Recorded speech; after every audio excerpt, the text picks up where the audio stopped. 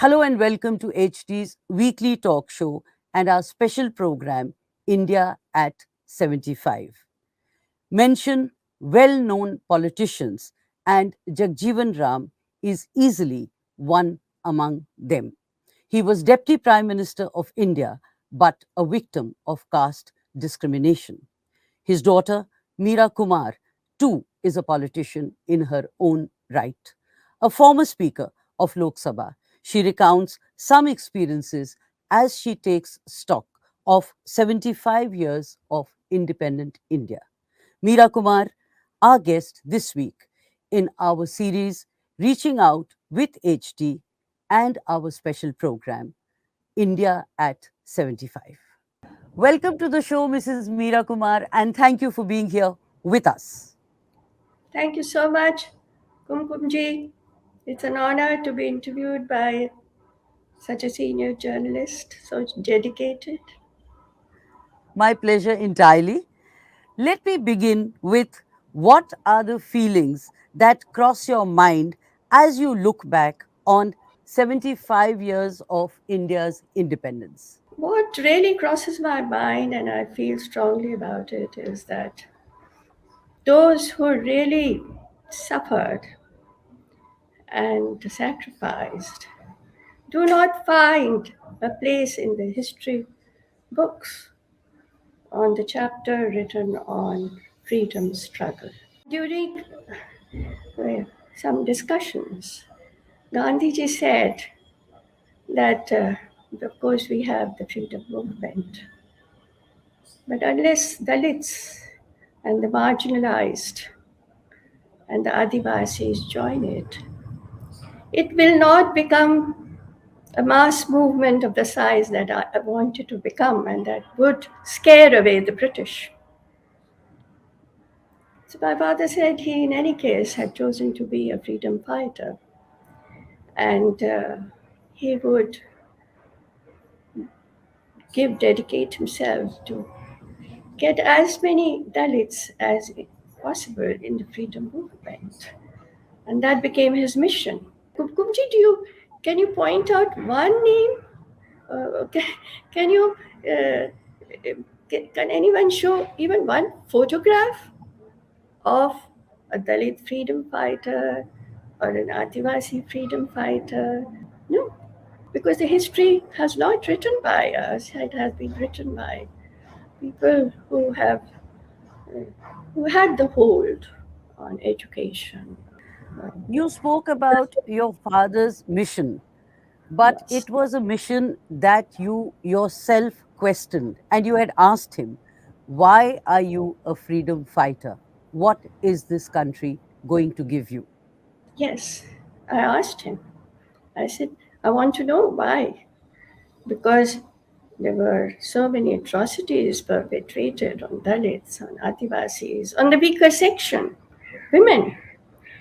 So why did you join it? I wanted to know. I was curious as a student as I was growing up. And then he said, and I have followed that. And that has become my mission also. That, yes, we have to bring about the change. It will change. It is going to change. Now, how do we do it? We try many ways. Sometimes we think we have succeeded in certain ways. Then we think that there's a major setback. So far as last 75 years are concerned, Kumkumji, you can see we should be able to divide our progress into two categories. What we have done with respect to infrastructure, with respect to technology, with respect to medicine, education, and so many, the space, so many things. We can say we have made progress. But what is the change that has come about within our thinking in last 75 years? That is very important. And I'm just sorry to say that in that respect, we have not really changed. Your father was a victim of caste discrimination, and as you yourself said, nothing has changed. Will you take me through that? Yes. When he was a boy of 13 or 14, he went to Ara Town School.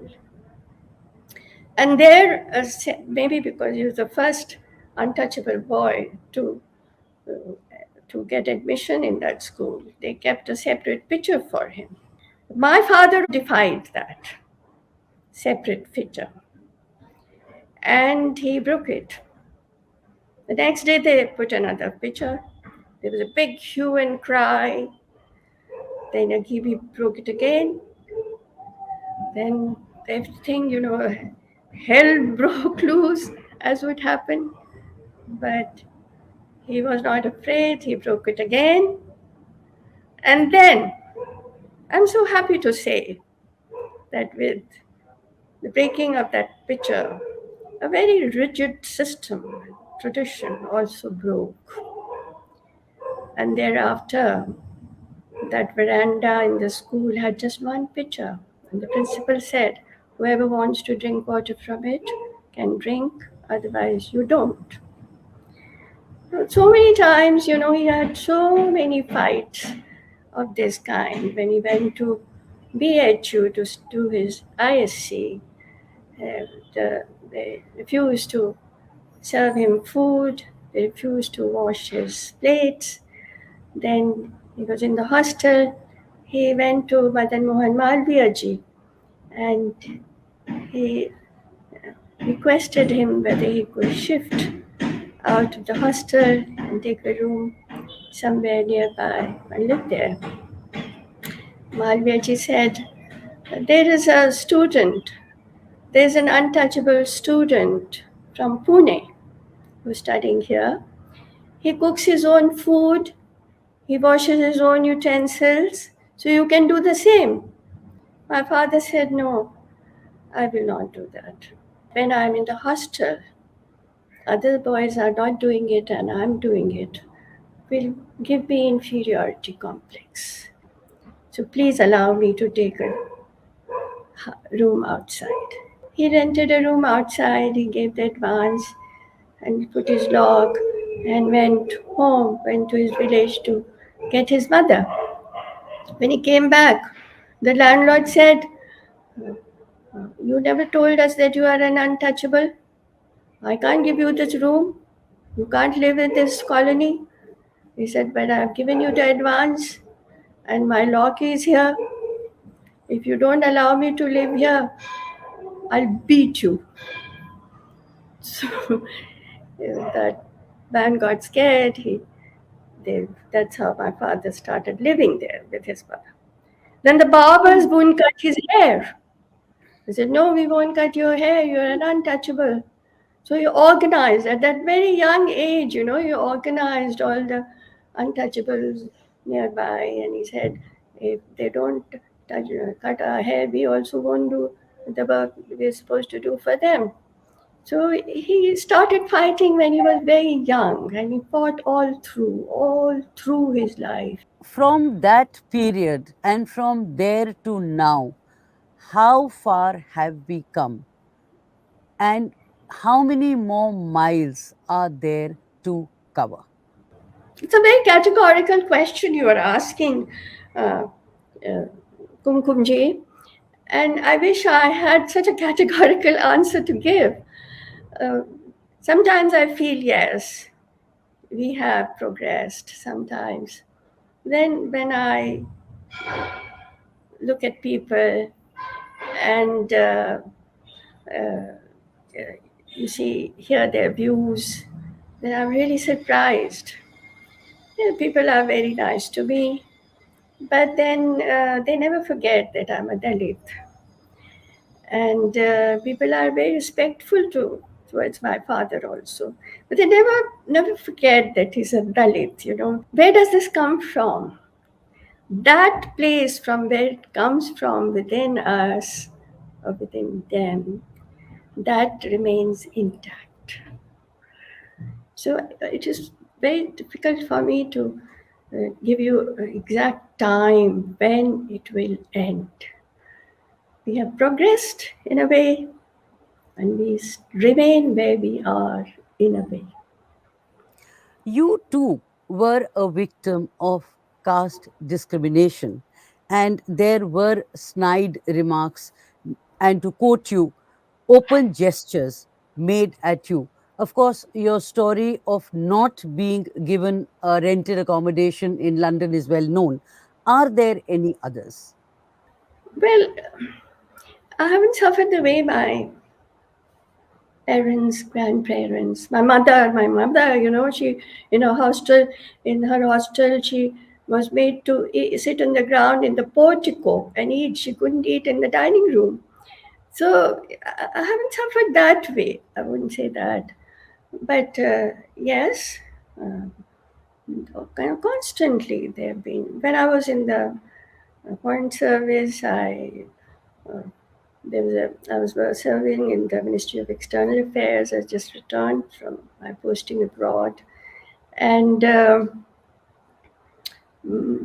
my two peons sitting outside on the bench outside my office were very crestfallen that I was their boss, and they said, "Oh, अब इस चमारनी के नीचे काम करना पड़ेगा, जूठा बर्तन उठाना पड़ेगा, हम दोनों किसी और ऊंची जाति वाले अफसर के यहाँ चले." I overheard it, and I said, "This is what is happening in Ministry of External Affairs." Was your father allowed in his younger days to hoist the national flag? And did he ever speak about it? No, he never spoke about it. Whether he was allowed or he was not allowed, he never spoke about it. Yes, but it is something very interesting I want to tell you that in free India, on the Independence Day in 1947, on 15th August, he was in Wellington Hospital because he had just survived an air crash. And mind you, because of the partition, most of the staff of the Wellington Hospital had gone. It just had very few staff. And they put a flag on top of the hospital. Through the ventilator, they got the rope, and my father could barely handle the rope. You know, he was an air crash survivor, so how weak and ill he was. So they pulled the rope and the flag was hoisted. So that I remember. But about his childhood, he never mentioned. So I don't know. Have your children faced anything like what you and, of course, your father and your grandparents faced? And, or would you say that finally things have changed for the better for their generation? My children have not faced. I would say that they have not faced, although they openly flaunt that they are Dalits. Maybe behind them there are talks or remarks. I can't believe that people don't talk about it, at least behind them. Uh, yes.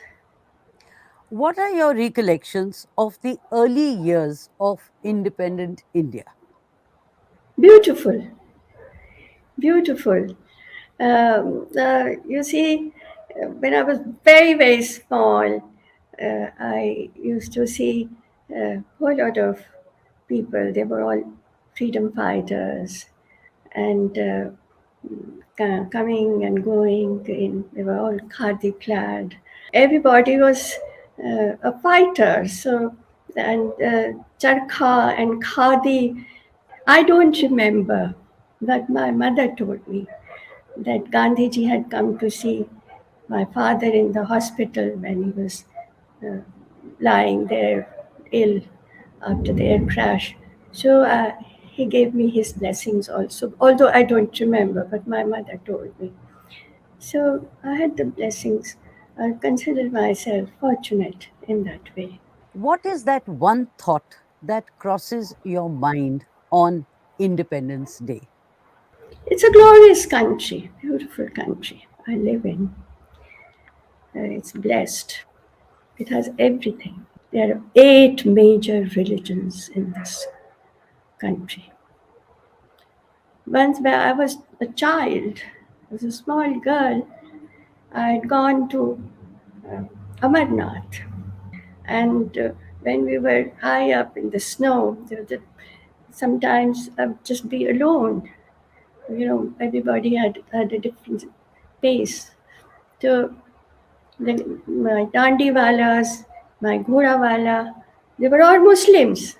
And they would tell me, baby, daro mat, Om Namah Shivaya bolu.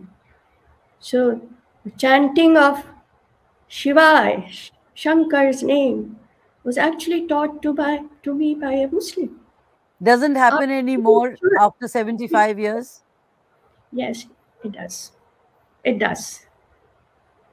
It does. However much you may like to change, you will not be able to change. How would you sum up India's success story and what has been its greatest failure? Success story are many. There's a long list. We've gone to the space.